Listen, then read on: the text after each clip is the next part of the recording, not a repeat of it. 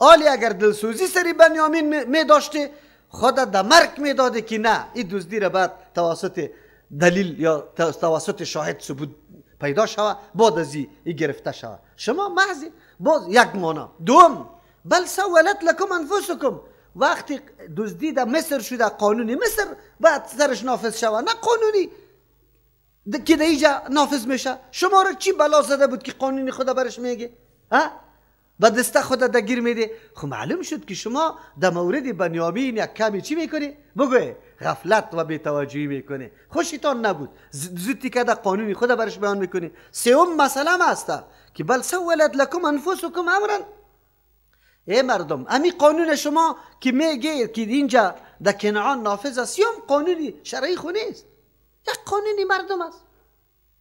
شما در قانونی مردم گردن مانده، گردن نمانده. میگفتی چیزی که شریعت فیصله میکنه، این خاندان نبوت هستی و به قانونای دیگه تسلیم میشه. از او خاطر میگه که شما نه شما این یک کاری است که نفسایتان براتان مزین کرده.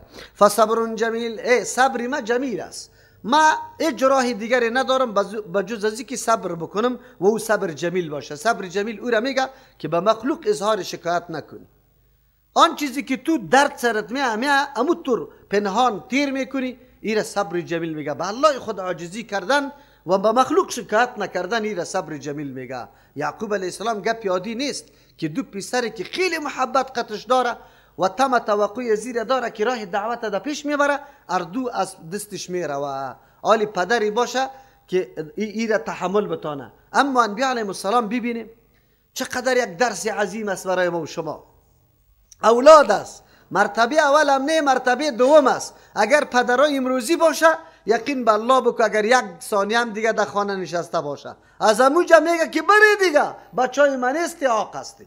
حالی نمیبینی پدرای ما شما به مجرد ادنا گپ چی میگه؟ حق استی در مردم در مسجد میره اعلان میکنه که بچه من است، من سرش کار ندارم بکشیش. هر چیزی که میتونه اورام در خاطر چی؟ کاش که اگر بچهش زنا کرده باشه و در مسجد بره و به مردم اعلان کنه که بچه من است، و مردم جنایت کرده باشه همینطور اعلان بکنه. دیگه پا قطعا بچه من است نمیگه. دختری خود در جای بچهش که زنا کرده قطعی دختر دیگه کسا گریختانده، دو دختر دیگه خود در بدش داده رویست. از همین بچه گناهگار و زناکار سخت دفاع میکنه. خو کی اعلان عاق بوده نمیکنه پدر؟ خبر داری؟ زمانی که دعوت دین خدمت دین نمیکنی باز تو را نمیمان. که خدمت دین نمیکردی باز دیگه میبره به مردم چی میگه؟ آقا سی بچه منه سلا در خانه ما پیدا نکنه، بجز از غم دیگه چیزا را ناورده برم. هر روز غم. همین قدر فکر نمیکنه که همین بچه ما جوان است و دمی قریه دمی منطقه صدها جوان دیگر ما میبینم که گوشکی در گوشش است، تسبیح در ایجا در گردنش آویزان است، چیسته بوکس پنجه در ایجا شاویزان است، او چیسته زنجیرکا در دستش توکده رایسته، اشپیلاقا میکنه. سر و صورت ببینی که اینه فرانسه است یا کابل. از او سیکو شکری الله را بکشه که بچه ما در مسجد است. دمی فرصتی که اینی بچه در سری کوچه استاده است، بچه ما در مسجد تلاوت قرآن میکنه. الله این قدر بصیرت و عقل از این پدر و مادرها گرفته می باشه که الله رحم بکنه. هیچ فکر نداره. باز چی میشه؟ حالی تو خود دعوت میکنی، خدمت دین میکنی، جنجال خوب همین جور میشه. مولایی که سالا الوار خورده جنجال جور نمیشه که حق نگویه. آرام ایسته، اسقاطم بخو، ختمم بخو، الوارم بخو، برو قطی سودخور هنوز دعا. آجی صاحب الله ترا خیر بده والا. دی آجی صاحب خیلی کمک میکنه در مسجد. کدام پیسه را کمک میکنه؟ با چشم سر میبینی که چی کار میکنه. خو حق نمیگه. هیچ جنجال نیست. جنجال وقتی پیدا میشه بیادر و خواهرها که حق واضح شد. زمانی که حق گفتی باز پدر و مادر در مقابل عاقد میکنه، میگه عاق است بچه من است بزنشه. اینی گپا میزنه.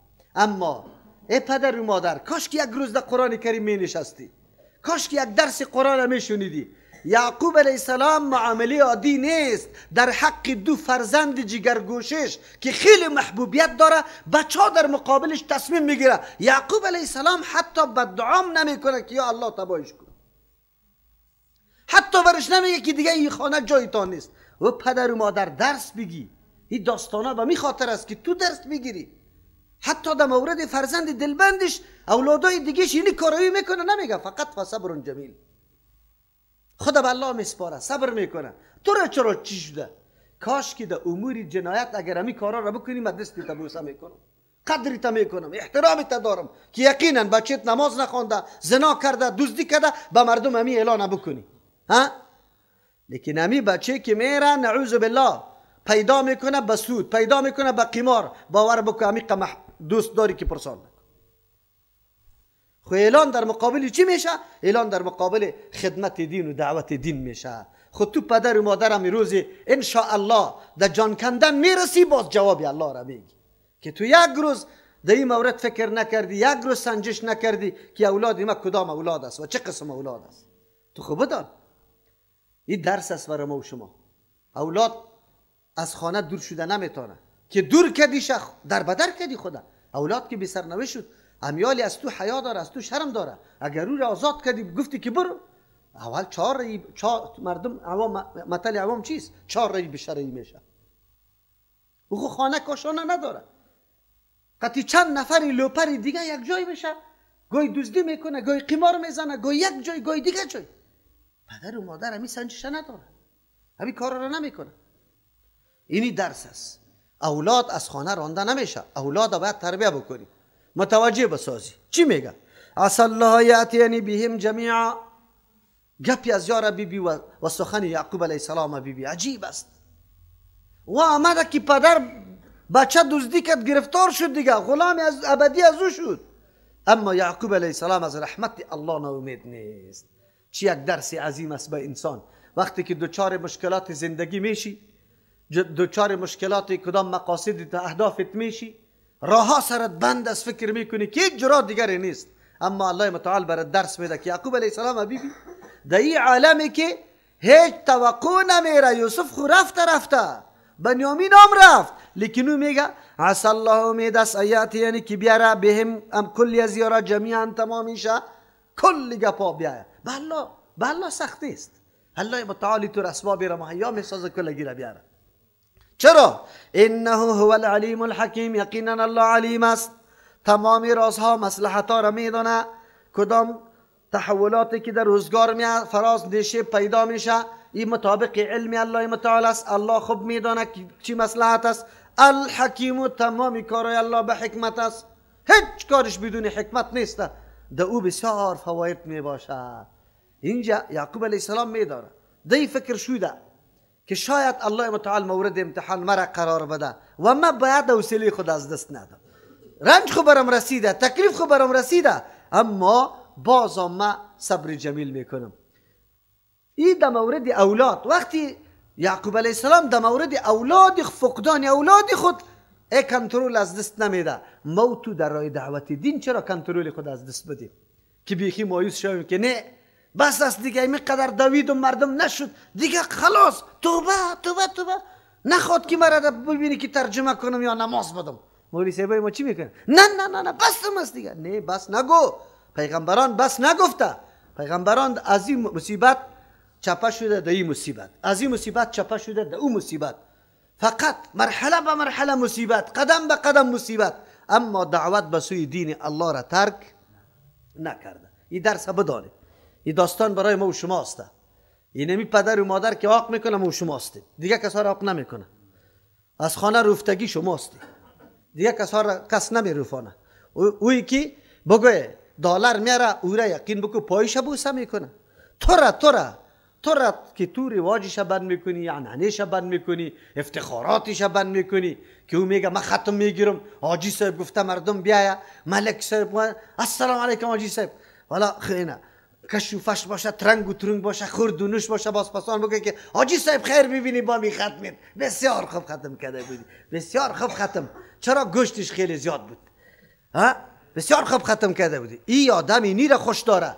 تو بچه که برش میگی که پدری ریاسیگه پاس اوه نصفی چیسته بگو چیش نیسته کی رسه که بچه برده جانم بلا گشته ما باید چی شوم دیگه کسا رو اینطور نمیگه و تولا عنهم و قال یا اسفا روی دردات یعقوب علیه السلام انسان زمانی که قهر و غضبت به کسی آمده باشه یکی از راه ها این میسته پیغمبر علیه السلام فرموده که شیطان در وقتی که نزاع پیدا میشه سخت حرکت میکنه اینقدر چالاکی که پرسان نکو که همین نزاع دیگه زیاد شوه یکی از راه های راندن شیطان خو اعوذ بالله گفتن است دوم که نشسته بودی چی استاده بودی بنشین اگر نشسته بودی خو کو اگر زیاد فرا گرفته برو وضو کو که شیطان امی وسوسه و نزاعش از بین بره اینجا چی هسته امی مجلس اعلا بکو اگر امی بچه ها در پیش روی یعقوب علیه السلام امی طور استاده است خامخا شیطان در قلب یعقوب علیه السلام وسوسه کرده رویسته که این بچه ها را سعی کن 9 نفر یک معامله نه این دوم معامله یا خود قابل عزیزته که یا لعنت شوند اما یعقوب علیه السلام مجلس ترک میکنه چی یک دستوری زیباست زن و شوهر با هم عداوت میکنه تویت بد هستی تو بد هستی کلاب مجلس ترک برو دو اتاقی دیگه کتابی تاکو در یک کار خدا مصروف کو طرفی بازار برو زنی و شوهر میطور است که وقتی خود میفهمه که والله شوهر خیلی در حالت غصه است میره در اتاق دیگه گپ در سرحد ازی نمیشه که یکی دوی سه از او تر که این بر پدره که مردم زن میاره ما سگ آوردیم که ما این چی گپ مسائل یاد بگیری این داستانا برای ابیسته که زندگی چه قسم تیر میشه زندگی پر حوصله زندگی گذشت زندگی عفو نمیشه اینمی زن و شوهر هستی یک لباس شده یک لباس توف میکنی در لباست میسوزانی لباست از بین پاره میکنی لباست یا زن یا مرد نه از حوصله کار بگی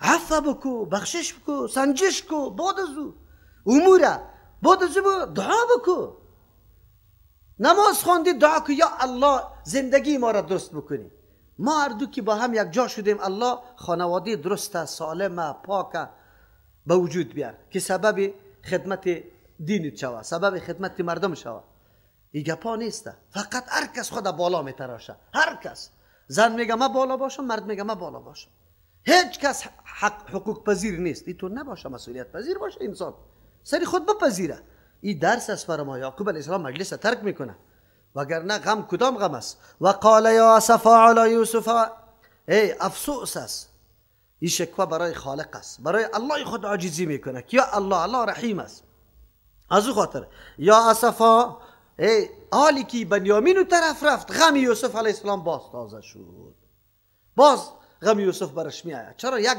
درد دومی درد اول دیاد آدم میاره یا اسفا علی یوسف ای افسوس بالا یوسف علیه السلام چه قسم همینطور زنده از پیش ما گم شدی از نظرم پدر مادر همینطور میگنی اولادش که بیرون رفته باشه باز پس مردیش بیا باز میگه یا مردیشش نبیا اوهو میگه یک دفعه همون پارچه چی باشه کالایش باشه که ما ببینم شه همینطور می باشه و بیضت عیناه من الحزن ای سفید شده بود از دستی که گریان زیاد کرده بود سفید شده بود عیناه چشمای یعقوب علیه السلام من الحزن از دستی غم فهو کظیم یعقوب علیه السلام پر شده بود از غم فرو میخورد غمه کظیم دو معنا داره از غم پر شده بود یا غم فرو میبرد به کسی نمیگفت شکایت نمیکرد به الله خود عاجزی میکرد قالو گفتن بچایش تالله قسم بالله تفتو این اصلش لا تفتو است همیشه استی تو تذکر یوسف عجیب گپا میزنی گپی بنیامین آمده تو این یوسف رفتی یاد میکنی یوسف علیه السلام اینقدر محبت تالی محبتی تو از نرفته حتی تکون حردن تا که تو شده حردن گداخته شده ذوب شده ذوب او ما شما میگیم او شده او تکون من الهالکین یا است که خود ده هلاکت برسانی به خاطر غمی از او نه یوسف علیه السلام زمانی تیر شد غمی از او را باید پشتی سر بگذاری قال انما اشکو بثی یعقوب علیه السلام میگه ما شکایت میکنم پیش میکنم بثی امی غمی خدا و حزنی بس و حزن او قدر فرق نداره دوش یک معنا داره یا بس امو حزنی را میگه که خیلی زیاد باشه و بدون اختیار باشه حزنو را میگه که بله به اختیار باشه لیکن کم باشه الله با الله خود و اعلم میدانم من الله از جانب الله متعال چرا که خوابی که یوسف علیه السلام برش قصه کرده بود و تعبیر در ذهن یعقوب علیه السلام میگرده. ما لا تعلمون، آن چیزی را که شما نمیدانی. یعنی الله اجابت دعای عاجزا را میکنه. ما که همی قدر غم میخورم پیش الله خود میخورم، عاجزی پیش الله میکنم. چقدر درس عظیم است. انبیاء علیهم السلام از خود صدمه و مصیبت دفع کرده نمیتونه. انبیا هست، برای تبلیغ احکام الله متعال معذف است، متحمل هر نوع مشکلات میشه، اما از خود ضرر را دفع کرده نمیتونه. مالکین و متصرفین نیست، عالم الغیب نیست. این کلش دلیل بالای این موضوع است. پس وقتی انبیا علیهم السلام نه مالک و متصرف است، نه از خود دفع میتونه حتی یک مصیبت، حتی کمترین حالت. آیا کسی که از مرتبه انبیا علیهم السلام خیلی در حالت در درجه پایین قرار داره و چطور شده میتونه که مردم هم اولاد داده میتونه، هم مشکلاتش دفع میتونه، همه کارایش، هم مریضی را شفا داده میتونه، هم گپا میشه؟ این از کجاست؟ قرآن درس میده. از همون خاطر کسی که شرک میکنه با نعوذ بالله قبرای خود ساخته به نام و اولیا معرفی میکنه به مردم و او را حاجت روا و مشکل کشا میدانه، یا در روز قیامت چطور بوی جنت ببینه. با وصف همی قدر بیان قرآن کریم، با وصف همی قدر دلایل قرآن کریم، اما این بازم در سری قبر خاک رفته تالی را نمیشناسه که شخصیت کی است، معلوم نیست سرنوشتش، برای از او حاجت خود پیش میکنه. خو الله چطور کنه، چی معامله قطعی در مردم بکنه؟ یا بنی اذهبوا فتحسسوا، یا اولاد ما بروی فتحسسوا، شما خیلی طلب بکنه. تحسس میگه طلب به حواسه، جستجو بکنه من یوسف، از یوسف علیه السلام و اخی از برادرش. ولا تیأسوا من روح الله، از رحمت الله ناامید نباشه. الله رحیم ذات است. صحیح که شما خود از ذهنتان نمیگه که یوسف علیه السلام دیگه زنده باشه، اما من ناامید نیستم. انه لا ییأس من روح الله، یقینا ناامید نیست از رحمت الله الا القوم الكافرون، مگر اون که قومی که کافر است. کافر از رحمت الله ناامید است، مؤمن از رحمت الله ناامید نمیشه. چرا؟ مؤمن ایمانش در بین خوف و چیز رجاست، او طرف امید داشته باش، او طرف خوف داشته باش. فلما دخلوا علیه، هرگاه که داخل شدن بالای یوسف علیه السلام، پدر برش گفت که بری دیگه، باز بری خیر است، خود تلاشی خلاصی بنیامین نه، تلاش یوسف هم بکنه. در مصر رفته، بله در مصر رفته، یک کمی شده میتونه یوسف علیه السلام در مسیری را برادر هر کار کرده سرش کرده، حتما فروخته در کدام قافله. همونجا یک کم کم گفتگو و تلاش و گپا را شروع کنی، یوسف علیه السلام هم شاید پیدا شود. فلما دخلوا علیه، هرگاه که بچه یعقوب علیه السلام داخل شدن بالای یوسف علیه السلام، قالو گفتن یا ایها العزیز، ای عزیز، ای بلند مرتبه مصر، پاچای مصر، مسنا رسیده بر ما و اهلنا، برای اهل ما، الضر و تکلیف. کمال عاجزی خدا بیان میکنه که ترحم و شفقت یوسف علیه السلام سرشان پیدا شود. اول خو میگه به ما رسیده و اهل ما مکمل تکلیف رسیده، قحطی ما را فرا گرفته، اونجا غله دانه پیدا نمیشه. و جئنا ببضاعة مزجاة، این دفعه ما سرمایه یا عوض غله و دانه را خب درست نداریم، بلکه آوردن کردیم ببضاعة، به این طور قیمتی که اسبابی که مزجات نامقبول است، اعتبار نداره، قابل اعتبار نیست دیگه، بیکار است. فاوف لنا الکیل، پوره بده بر ما بارای ما را، پیمانه که میدادی این دفعه لحاظ ما را بکو، این طور نگو که پولیتان کم است یا ناچل است. و تصدق علینا، ای تو صدقه بکو. یک صدقه سری اولاد پیغمبر چطور است؟ صدقه خو برای انبیاء علیهم السلام صحیح نیست.